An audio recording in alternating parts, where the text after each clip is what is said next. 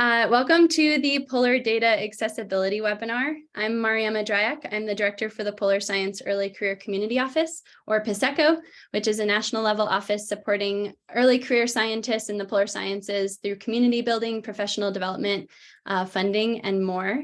And PSECO is hosted at the University of Colorado Boulder within CERES and INSTAR and funded by the National Science Foundation.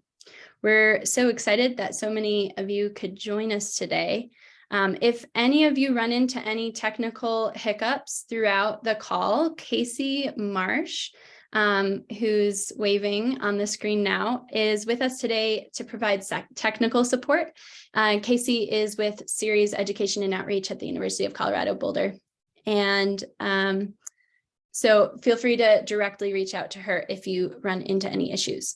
We also are joined today by Polar Data Program representatives who I will introduce shortly, but if you could all use the raised hand function so you pop to the top of people's screens, that would be great so they can see who's joining us. Before we get started, we want to begin with a land acknowledgement.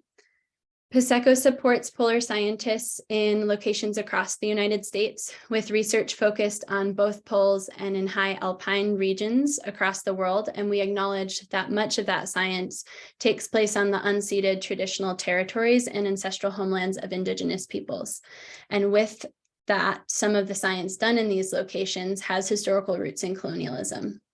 And with this land acknowledgement, we celebrate the many contributions of Native peoples to our understanding of polar regions and recognize the sophisticated and intricate knowledge systems that Indigenous peoples have developed and continue to develop in relationship to their lands.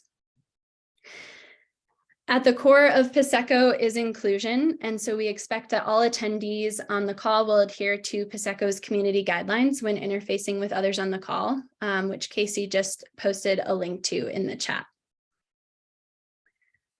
So without further ado, I'm excited to give you an overview of who we'll be hearing from today. Welcome again, that's where we're starting. And we'll be hearing from the Polar Geospatial Center. Cole Kelleher will be representing them. And we have Andy Barrett with us today with the National Snow and Ice Data Center, or NSIDC. We have Daphne Verler-Knight with the Arctic Data Center and Frank Nietzsche with the United States Antarctic Program Data Center, or USAP-DC. We have Betsy Sheffield with us with the Exchange for Local Observations and Knowledge of the Arctic, or ELOKA, and Elise Thurber representing QGreenland. So because we are hearing from several different organizations, we won't likely have enough time to respond to individual questions today. So we encourage you to get in touch with individuals with the details we'll be sharing as they're presenting. By individuals, I mean with those polar data agencies, using the details we'll post in the chat with direct questions to them. However, if you have questions for the entire group of data program centers, you can submit those questions to us using the Mentimeter link that Casey just posted in the chat. And you can also upvote questions if you're also really curious about that. And then retrospectively, after the event, PSECO will follow up with these different agencies and try to get answers to those questions. And we'll post a sort of Q&A on the website so that we can get you answers to your questions. Again, that is specifically for questions that relate to everybody, though. And without further ado, I'm going to hand it over to the program representatives. First, we'll be hearing from Cole with the Polar Geospatial Center. Thanks. Awesome, thanks so much. So I'm Cole Kelleher. I'm the User Services Manager at the Polar Geospatial Center. And we are a center that provides geospatial and mapping support to any NSF and NASA cryosphere science. Having said that, we also have a role for the general community, and that's to transfer our knowledge and expertise to broaden participation in polar science in general. But our core funding is from NSF and NASA. So we have a large role to play in logistics operations that support science, and that includes creating cartographic materials to increase situational awareness, monitoring and reconnaissance to make sure everyone's able to get out to their science locations safely and effectively. And then our role to scientists is to provide our geospatial expertise in GIS remote sensing, mapping, and kind of serve as a conduit for spatial data. So that's kind of an overview of the PGC. But in terms of data access, what I'm going to talk about today, hopefully quickly, is our public data, which I think is probably one of the most important parts of what we provide, some of our web applications, and then I'll touch briefly on restricted data and core services that we provide to those that are funded under NSF, OPP, and NASA Cryosphere, and then some of the guides that are a great resource for how to access and use a lot of our data products. So a portion of PGC, we do act as a data repository in many senses.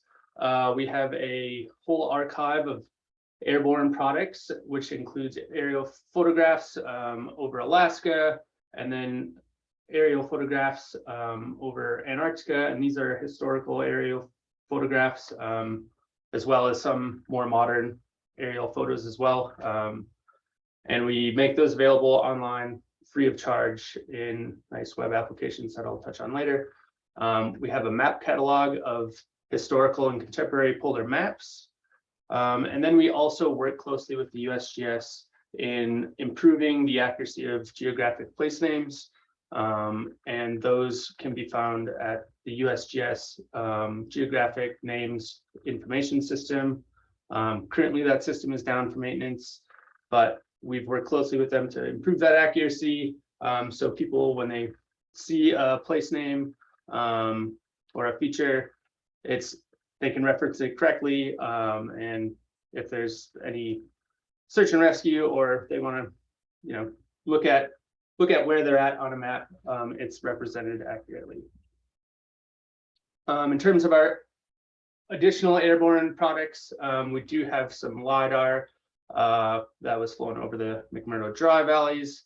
The most recent was collected in 2014, 2015 by the National Center for Airborne Laser Mapping. And then the historical LiDAR is from NASA and NSF and USGS. That was collected in 2001. And probably the most important publicly available data that we have right now is our elevation products. So we work a lot with commercial satellite imagery that is under license, and we can only provide it to those who have appropriate funding.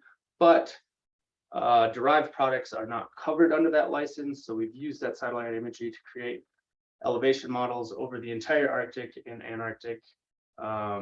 And they are available free of charge on our website.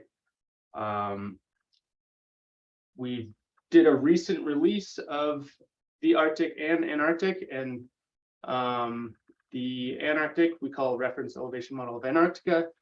It is at 2-meter resolution, and to our knowledge, that is the most high resolution elevation mapped continent on Earth right now, which is exciting. But there's a variety of different data types, from mosaics to individual timestamp strips, that are able to be downloaded and used to do time differencing or used as a base map. They're really important projects, but lots of big data. So be prepared if you're looking at very large areas in terms of file size. Our map catalog is pretty extensive. We've done as much as possible to scan any historical maps at very high resolution, and then georeference them and make them available in different formats to use however you like, including geotiffs, so they're georeferenced. You can load them into your GIS software. This includes both private licensed maps that are only available to those with the appropriate funding, but most of the maps are publicly available. We also do custom maps for kind of our core users to help with their scientific publications, but all of those map products and scanned historical maps go into our map catalog and are fully searchable on our website. One kind of unique thing, we also staff an office in McMurdo Station for on-site support. So if you do happen to be deploying to Antarctica and are passing through McMurdo Station, we do staff an office in the Prairie Laboratory from mid-October to late January. So please stop by and see us. And if you have any mapping needs while you're passing through, we're there to help. And we have a variety of web applications, including all of the various DEMs that we've put out. There are viewers for those where you can go in. There's some basic functionality for, elevation profiles, but it also will link you to the actual data where you can download it. There's a coordinate converter, which if you Google coordinate converter, seems to be the #1 Google hit, which is surprising, but it's super thorough. So if you need to convert any coordinates, that's a great place to do it. We have our high resolution commercial satellite imagery viewers, and then the aerial imagery viewers, and a whole data server that supports all of these applications and allows you access to, and the ability to download all this data. So our core services and core activities for our specific funded researchers are providing commercial satellite imagery. That's the big one. We're up to about 14 petabytes. And then we do custom mapping, custom elevation creation, and then that seasonal on-site support in Antarctica. And then as well as any advice or geospatial expertise on a one-on-one basis. This I won't walk through, but it's kind of just a workflow of how you get core support. I will share these slides with you guys as well to distribute. But more information is always available on our website. We have an extensive list of guides on all of our data, how to access it, how to download data, and hopefully answer any questions you have. But we also have our user services team on a support list. Please feel free to email us with any questions you have or data inquiries. We also have a data request form. And if any early career researchers are looking for more information on how to get our services in relation to future proposals, we also have a guide on more information for proposers that are looking to propose in NSF OPP and NASA Cryosphere. And that's all I had. I hope that was short enough. Thanks, Cole. Awesome. Yeah, again, you can access those links in the chat. Next, we will be hearing from Andy with NSIDC.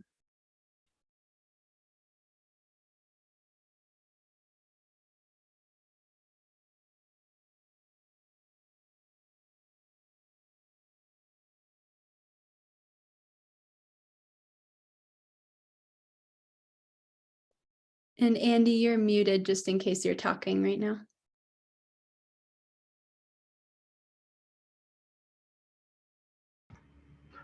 There we go. Can you hear me? Yes. Apologies for that. And hopefully you can see my slides here. Yes. Okay, great. Thank you.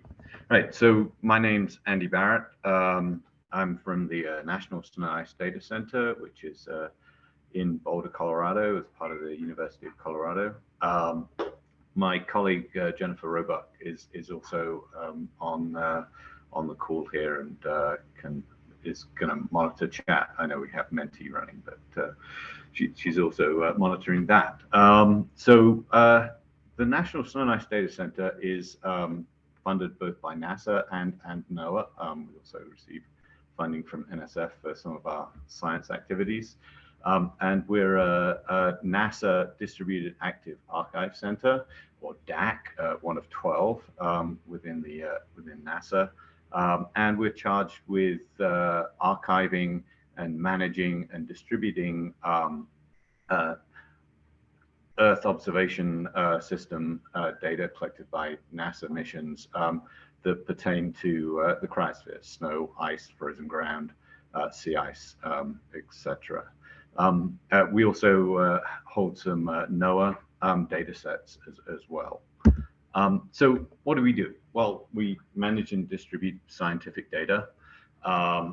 And I should add that in addition to NASA and NOAA data, we also have some other data sets that have been acquired through data rescue, as well as data sets that have been submitted by researchers that are associated with NASA. We provide tools for data access. We have a number of both GUI based tools and command line tools for accessing our data. We have a large user support office that can answer a range of questions of what data should I be using for this particular research, how do I access this data, and how do I work with different file formats and stuff. And we're producing tutorials and how-to guides as well to help with that. In addition to that, we have a science team, and this is what we like to think and what our funders think is one of our strengths, in that we have a group of cryospheric scientists, as well as informational scientists and data scientists working beside the data center to help inform management practices and data use cases and answer user questions. In addition to that, and I know Betsy Sheffield here is going to be talking more about ELOKA, so I won't say much about the local, traditional, and indigenous knowledge side, but we work on archiving and managing and distributing local and traditional knowledge as well, and navigating data ethics and data sovereignty issues associated with that. And on top of all that, we have an educational role. We educate the public about the cryosphere. One of our more successful and popular sites is Arctic Sea Ice News and Analysis, ASENA, where we throughout the summer give updates on sea ice conditions in the Arctic and monitor for when the September sea ice minimum is going to occur. We have hundreds of data sets. They cover the Arctic, Antarctica, Greenland, as well as mid and tropical latitudes, where we're looking at glaciers and snow cover and frozen ground at higher elevations. Some of the major collections, I obviously don't have time to run through a list, and I'll let you explore that. But some of the highlights, we host the ISAT-2 data collection, which is a satellite laser altimeter measuring both ice, surface topography, sea ice, and vegetation. We host the SMAP collection, which is a soil moisture current passive microwave at the active component died. That provides information about moisture on the Earth's surface. MODIS and VIIRS, visible in infrared at moderate resolution satellite imagery. We have a long record of passive microwave imagery, including the AMSA instruments, and then kind of derived and enhanced data sets, part of the Measures data records program. And then from the NOAA side, we have our Sea Ice Index, which is the long-term climate record of sea ice conditions in the Arctic and Antarctic. So how do you get to this data? How do you explore the data? We've recently revamped our website to bring it up to date, and I'm gonna go live and just take you on a little tour of that. So our website has a rich amount of information, educational information, as well as information about using and finding data.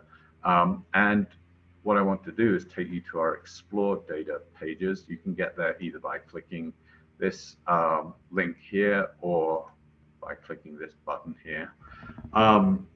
And the data is organized by data collections, essentially the missions and programs run by NASA, or by geophysical measurements. You can subset it based by collection method, geographic area, and geophysical measurement. And I think if you know the data set that you're interested in, then you can go there, type that search term into this box. And I'm going to search for the ISAP-2 geolocated photon data, which I know is called ATLO3. There are many ways of discovering that on our website. That takes you to a search page. You can see we have, this will be the same for all our data sets. We have a number of data entries, derived and ancillary data associated with ATLO3 here. If we go to the dataset page, collection page, you can then find an overview of that data set. You can find out the spatial resolution, the coverage, the temporal range, and we list here over on the right, data access tools, further documentation, and for NASA data sets, that includes kind of everything down to the level of the algorithm documents that describe how these measurements were derived and everything. So if we go to data access tools, see a number of different data access methods, including command line and GUI interfaces. I won't go into them, click on these because I don't really have time to do that, but the data access tool and the Earth data search are both GUI interfaces that allow you to search by date range and spatial extent as well. What I do want to show is we also have programmatic access. Our developers have developed the Earth Access, soon to be called Earth Access, currently called Earth Data, Python package, which allows you to search using a Python script our data holdings and then download that data.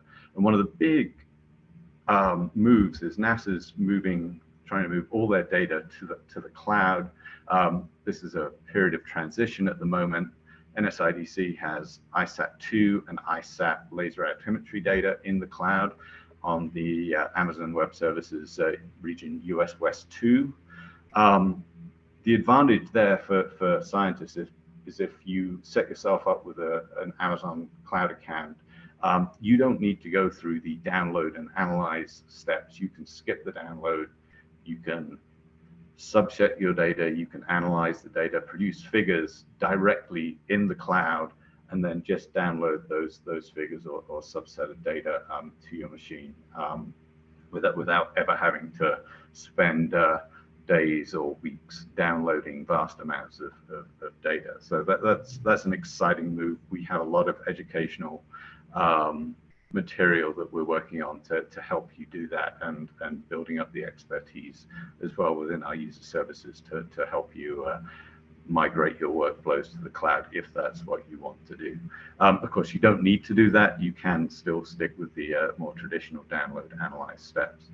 And I think I'll leave it there with the final slide. You can always email our user services.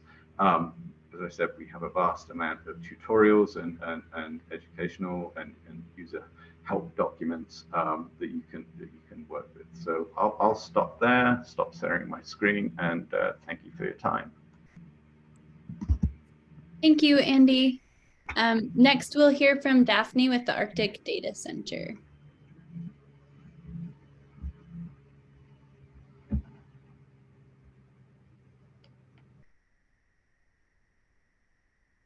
Sorry, too many screens. No worries.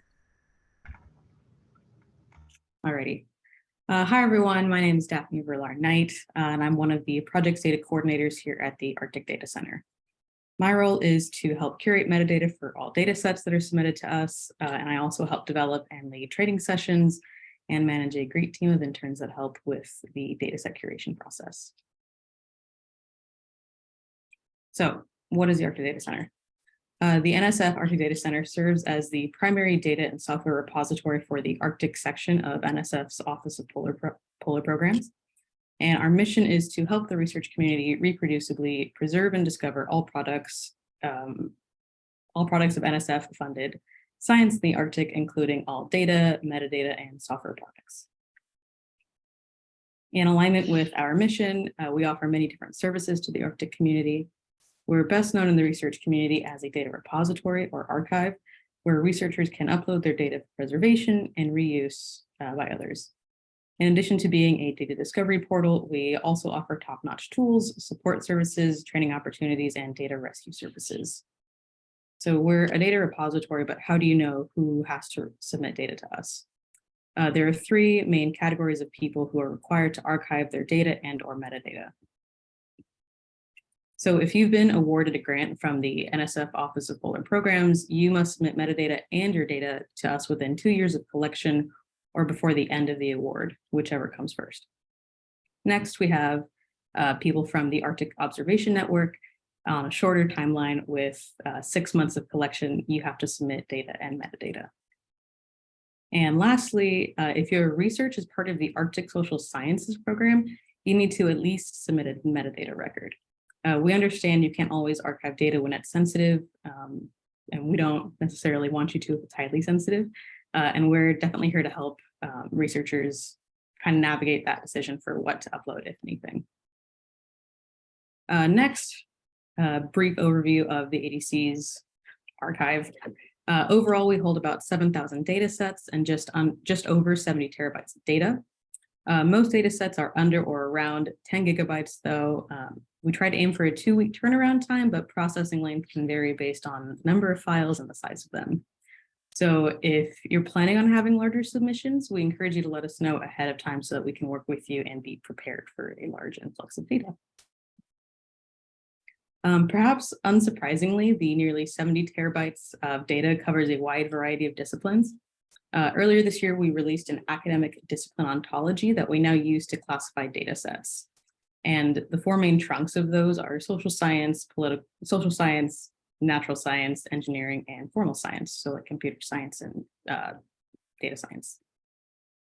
Along with that diversity of disciplines comes a diversity of file types. Although the most common file type we have are images, those are mostly located within about 300 larger data sets out of the nearly 7,000 data sets that we have archived. And most of those data sets, most of those 7,000 contain mostly or exclusively tabular data.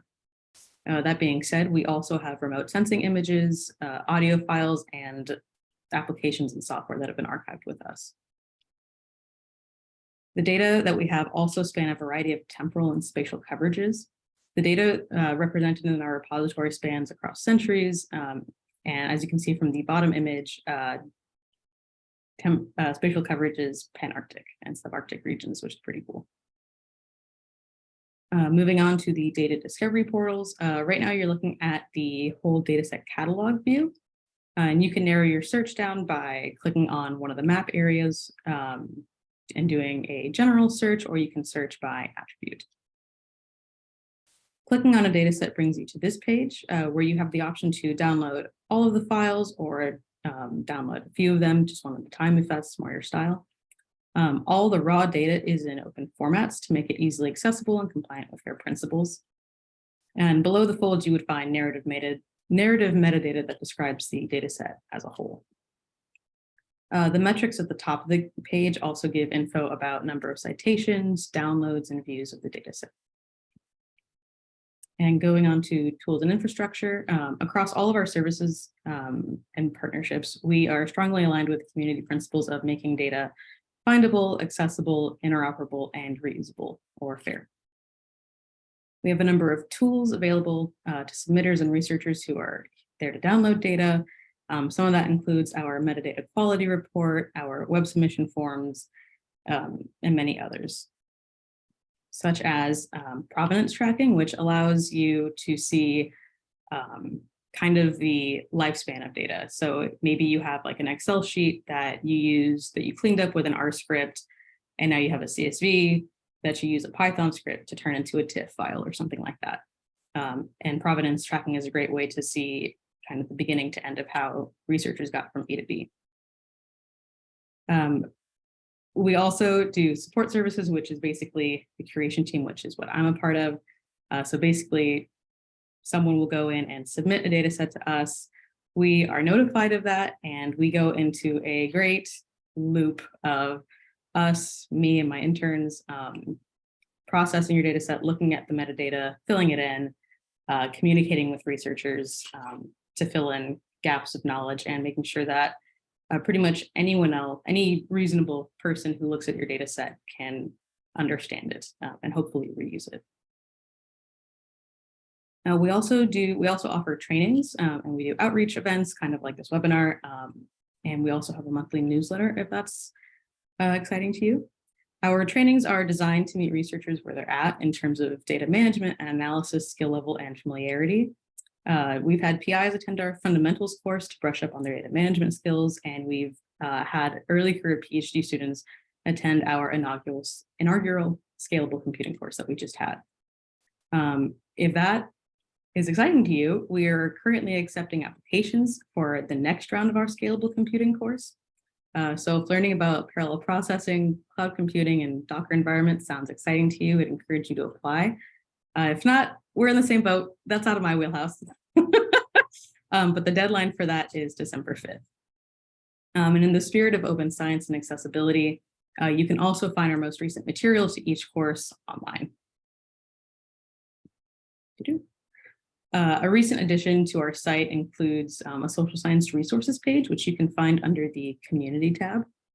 We created this as an explicit way to let social science researchers know that they are a part of our target audience as well, not just natural or formal sciences. And this page contains resources that our team felt best suited Arctic social science researchers, including information on how to work with sensitive data and indigenous data sovereignty. Lastly, we offer data rescue services. So this is an example of a while back, we digitized a researcher's collection of glacier photos that were taken from 1964 to 1997. There were over 100,000 files and almost 5 terabytes of data. And we curated all of that, which was really fun. And that is it. Thanks everyone for your time, and thanks to the Prosecco team for putting this on. And I will share the presentation with everyone also. Thanks, Stephanie. That's awesome. That's a lot of data. So much data. Next, we'll be hearing from Frank with the United States Antarctic Program Data Center, USAP-DC. So if you could stop sharing your screen, Daphne, and Frank can pull it up, that'd be great. Thank you. Okay. Yeah, thank you. So I'm Frank Nietzsche. I'm a data manager and data curator at the US Antarctic Program Data Center, and work there together with my colleague like Kirsty Tinto, who's also on the call. And we are basically the counterpart from the Arctic Data Center for the other side of the Earth, for the Antarctic. And we are hosted, we're based at Lamont Dorsey Earth Observatory of Columbia University in New York. So what we do, very similar to the Arctic Data Center, we're funded by the NSF, and our main task is to be the resource with all the users who are obliged to have their data archived at some repository, can go and archive this data. In addition to the Arctic and the Antarctic, there's also an obligation to the Antarctic Treaty to have their at least some metadata of the different data sets, like reposited at the Antarctic metadata directory, So we do this as well as a service. You know, we are a repository. People can provide data, like deposit data with us, but we also have services where we help like scientists to, you know, make the data more reproducible, enable reuse of the data, and maybe gather data into further collections. And so if you look at our webpage, I'll show you in the moment. So we have like two main services. So we have the main data repository services, where we actually host data sets that researchers provide to us and want to host it with us. And we work with them similar like the Arctic Data Center to give make sure that the data sets have good metadata with them, and then we provide direct access to the data through our catalog. In addition to that, we have what we call a project catalog, which is basically we have every Antarctic NSF award now needs to basically create a web page that lists information about what kind, where they do work and what kind of data sets that's produced. And these can be data that are hosted by us in our data repository, but there's also a lot of data sets out there that don't have necessarily to be hosted by us, but maybe at a different data repository that are more discipline oriented. For example, there's earthquake data go to IRIS. There are GPS data at UNAFCO, genetic data at GeneBank. So there's a whole host of data out there that are in other repositories, but to make them accessible to one site, we have these project catalog service.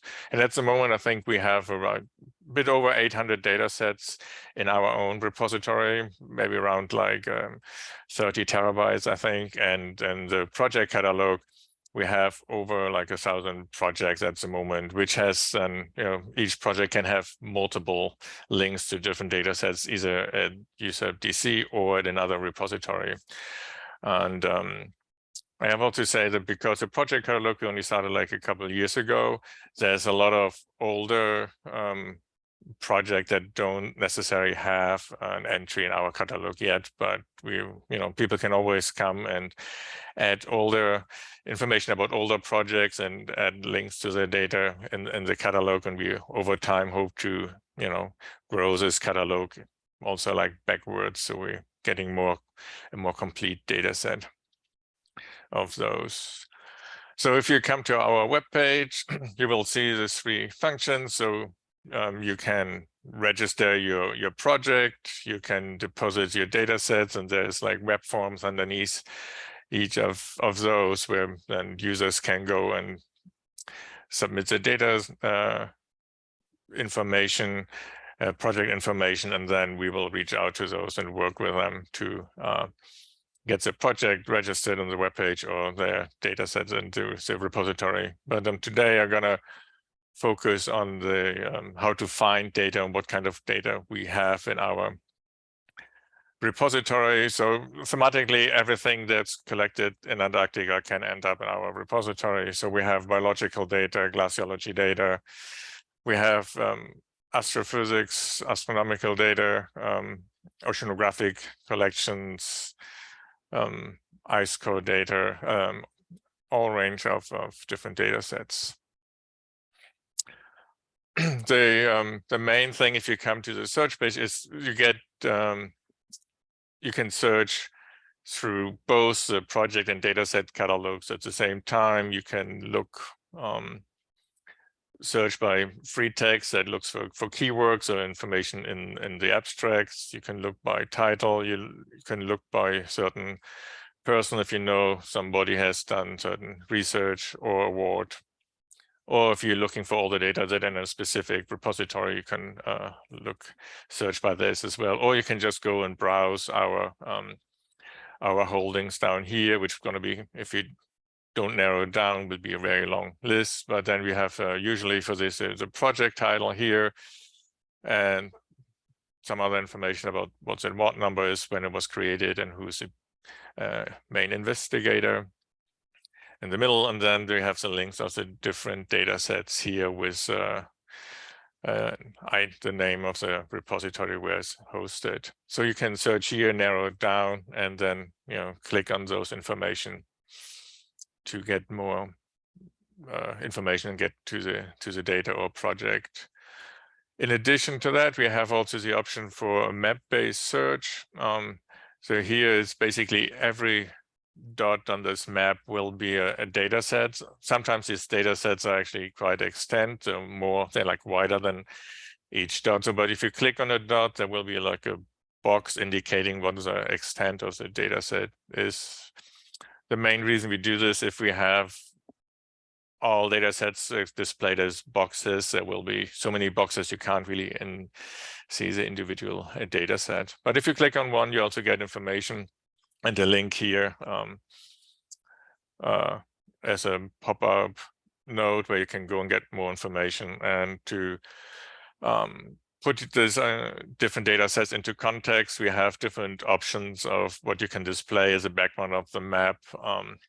We have some bathymetry topography, but you can also add other informations like the bed topography under the ice, for example, ice flow velocities, but also links to different science cruises, rock samples, sediment samples, and things can be displayed on this map to give you a context. And some of those will have also links that go to the different data sets. So once you've done a search, maybe you decided to identify one of the projects that look interesting, so you can go to the project page where you get title, abstract, and then the bottom, basically the link to the different data sets. If you go to one of the data sets and we provide information about the title, DOI, some basic metadata, and then a link back to a project if there exists one. And on the bottom, you can actually download the data files. If it's really large, like hundreds of gigabytes or terabytes, then you might not be able directly to download the data, but you have to contact us to get information about the download, and we arrange a way to get the data to you. And we also provide the metadata to other organizations. So we share with the Antarctic Meta Directory through Data One, and we have an API where you can access the data, have machine access to different metadata. So you can have other ways to search our catalogs as well. And with that, I'm just stop here. And if you have other questions, contact me or contact us at info@usap-dc.org or browse our webpage. Thank you. Thank you so much. Wonderful. Next, we will hear from Betsy with ELOKA, the Exchange for Local Observations and Knowledge of the Arctic. And while Betsy's pulling up their slides, I just want to draw attention to the link that Daphne put in the chat for the Mentimeter. Looks like the link was updated since when I noted it down. So we can post that again in the chat, but you can ask questions using that updated link that Daphne sent. Thanks. Take it away, Betsy. Hi, everybody. Thanks to PSECO for including me and the ELOKA program at NSIDC in today's webinar. I am also at the National Snow and Ice Data Center, along with Andy, and I appreciate the shout out there earlier, Andy. I'm going to speak about the Arctic indigenous data collections that we pulled. Let's see. So ELOKA is the Exchange for Local Observations and Knowledge of the Arctic. And we've been around since 2005. Our mission is to foster collaboration and learning between resident Arctic experts and visiting researchers to the Arctic to facilitate the collection, preservation, exchange, and use of local observations and indigenous knowledge of the Arctic. So what we do is fairly unique in this realm. We provide data management and user support in partnership, and that's a keyword, with indigenous communities and organizations to ensure that their data and knowledge are ethically and equitably managed, shared, and used in order to uphold knowledge and data sovereignty for Arctic residents. Read that because it's just well put, much better than I could just blather out. So part of what we do in our methodology is we're doing collaborative data stewardship. We have data use agreements that we have for our data sets and with users. We're implementing requirements and best practices. The FAIR and CARE data principles are something we follow, as well as the United Nations Declaration on the Rights of Indigenous People. And a big component of what we do is building trust with communities that we work with, building that capacity, acknowledging that there's multiple ways of sharing. We train our partners on skills so they can work with some of the technologies that we implement with their help for their data management. We partner with Indigenous organizations, community institutions, and researchers. Some of our core services are advising about data management because often it's something new to many of our partners. And so we help with planning, budgeting. We do some basic website development. We list their data sets in our catalogs and archive data. Additionally, we develop products with partners, so maybe more complex websites, atlases that are interactive online based on Nunavut software out of Carleton University in Canada. We have community observation databases, and we have some specialized applications such as showing weather data in communities. So I'll give you a little tour of our site. So you can access our data through the NSIDC.org website, as Andy showed earlier, by searching for the term ELOKA. We also have our an additional website, and to get there, you go to eloka-arctic.org/products to see our products. The variety of products I'm going to show you here include information sharing websites. So here is a screenshot of the Northern Bering Sea. This was actually made into a coffee table book, which is really cool, by the Bering Sea Elders Group some number of years ago, that described all sorts of their use of animals for subsistence, for hunting, for fishing in the area. And it's a beautiful book that we digitize and have on our website.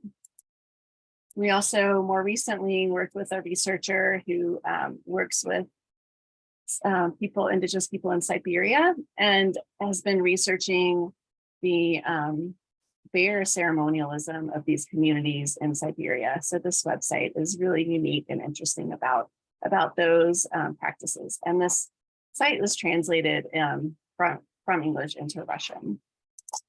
So that's available as well. I mentioned the atlases that we have, and we have this one that is the UPIC Environmental Knowledge Project Atlas that was founded or established about 10 or 12 years ago with the Calista Elders Council in Alaska.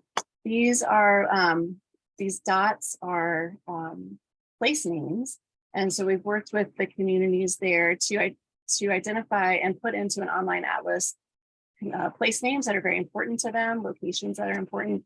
If you hover over this in the live version, you'll hear the community name, the place name being spoken in the Yupik language.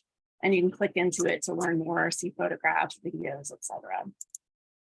We also, as part of this atlas, just released a physical science kind of aspect here with historical temperatures over a region with projected temperatures. And this bar in the middle is a slider bar. So if it were live, you could drag it back and forth and see what the temperatures have been in the historical regime and now, which is really interesting too.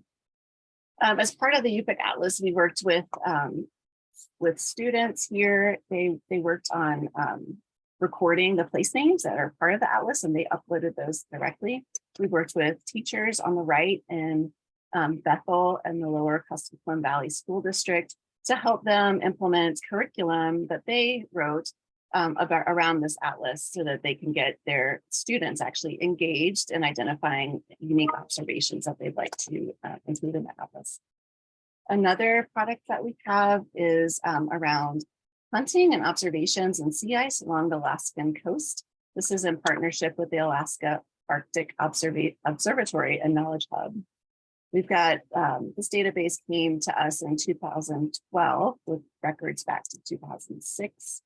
Here is a screenshot showing some of the more recent records through November 5th. I took this a couple of days ago. So active community members going out on the ice hunting, and while they're there, they're documenting with photos, with observations about what was going on and what they observed. This is a really unique collection of over 8,000 observations over time, with photographs, information about what they fished, and temperature. The river was completely frozen at that time. We have as well the Clyde River Weather Stations application. And this is in Inuktitut and in English. It was established by the communities on Baffin Island near Clyde River. They've got 4 weather stations set up that give them real-time or data from the past hour of all these parameters described here. And lastly, I'll just recommend you go to our products page again, where you can see these various products. You can explore them and learn more about the Arctic community data from Indigenous communities. So that's all I've got to present. Thank you so much. Thanks, Betsy. That was wonderful. And finally, we'll be hearing from Elise on QGreenland. Hi, everyone. I'm Elise Thurber. I'm the education specialist on the QGreenland team. You're looking at the other members of the QGreenland team. Twyla Moon is our project lead. Matt Fisher and Trey Stafford are our software developers. And the 3 of them are also located at the NSIDC here at CU Boulder. So what is QGreenland? QGreenland is a free and open source Greenland-focused GIS environment for data viewing and analysis. It combines geospatial data sets into a unified environment that works online and offline with QGIS, which is an open source GIS or geographic information system software. It's been really designed for use by researchers, as well as educators, decision makers, and communities. Excuse me. So why QGreenland? We were inspired by Quantarctica, which is a very similar package, which is a geoscience research tool for Antarctica. Greenland is a dynamic region of growing importance to the world because of its large ice sheets. And there was also a large community interest in seeing a similar package for Greenland. So QGreenland is really 3 things. It's data, it's a QGIS project, and it's educational materials. We are not in the business of creating data, but rather curating data sets.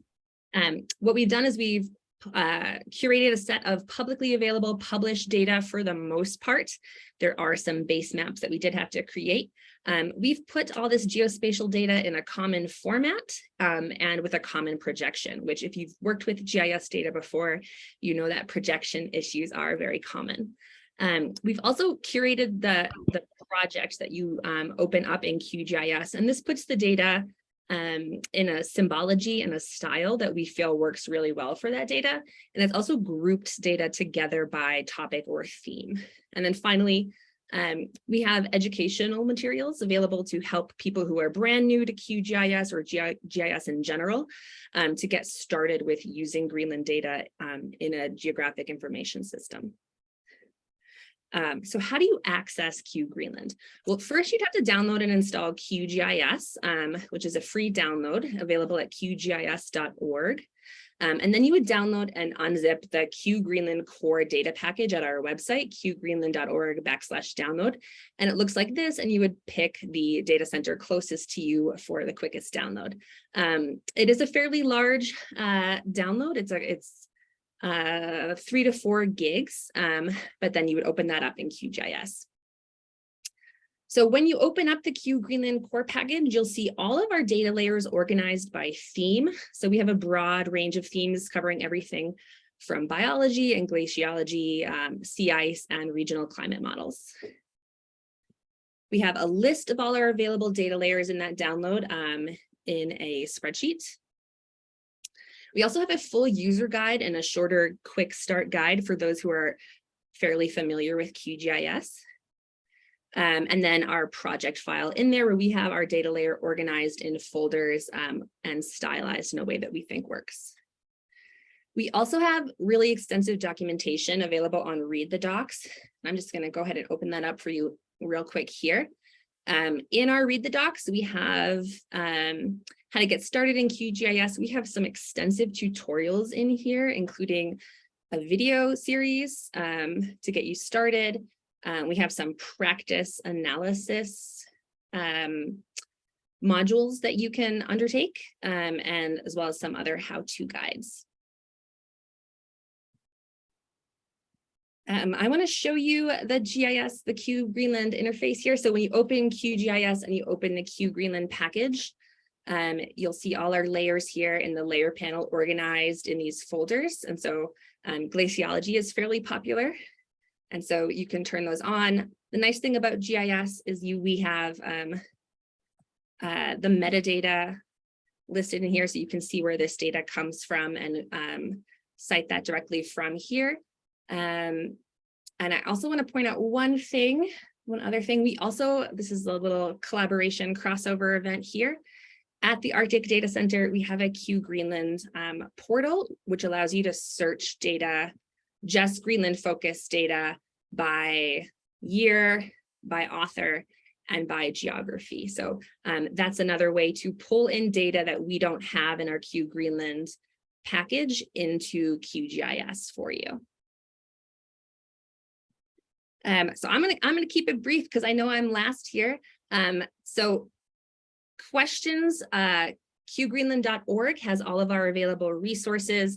It has some extra data repositories listed there if you need additional Greenland data. And then you can email us at qgreenland.info@gmail.com, or you can email me directly, elise.thurber@colorado.edu. Thank you. Thanks so much, Elise. That was a wonderful way to finish. And thank you to everyone who presented today. More data is also out there. In addition to that which was presented today, Frank put a link to a global data, polar data search tool. And as I said, there's more out there. So we look forward to continuing sharing these data, polar data in the future. Thank you to everyone who attended as well. And a recording to this presentation will be posted to our website along with the links posted in the chat. And Paseco would love feedback. So if you can fill out our event feedback survey, that would be great. That'll be posted shortly in the chat. And if you're a polar early career scientist, or you know someone who is, and you haven't joined the Paseco community Slack channel, that's a great community space where you can asynchronously communicate with other early career scientists. You can ask questions and really draw from the wealth of knowledge that exists in the early career polar community. You can find more information about how to join the Paseco community on our website under the community tab, and you can also get to know some other early career resources that are out there.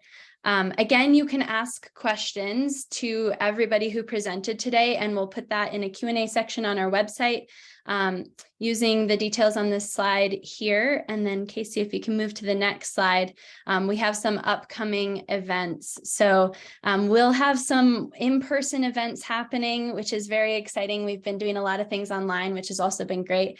But if you're going to the NNA annual meeting next week, we'll be running an early career workshop there. If you are headed to the American Geophysical Union fall meeting in Chicago, we'll also have some social activities happening there, and we're also hosting a session on equity and inclusion in polar and alpine sciences. So be sure to connect with us wherever you can. And again, thanks for coming, and we look forward to seeing you all in the future. Have a good day. Bye.